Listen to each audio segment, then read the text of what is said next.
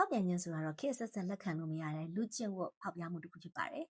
ဘလို့လူမျိုးတွေပို့ပြီးဖောက်ပြန်တယ်လဲလို့ကြည့်ရင် IQ level နှိမ့်တဲ့သူတွေကပို့ပြီးဖောက်ပြန်နိုင်ပါတယ်အဲ့လိုပြောလိုက်လို့ IQ level နဲ့ဖောက်ပြန်ခြင်းတွေကတိုက်ရိုက်အချိုးကျရလားလို့ပြောရင်တော့မဟုတ်ပါဘူးရှင်ဒါပေမဲ့လူတွေကတဦးနဲ့တယောက်စိတ်ဝင်စားဖို့ပတ်သက်ဖို့ဆိုလို့ရှိရင် individual compatibility လို့ခေါ်တဲ့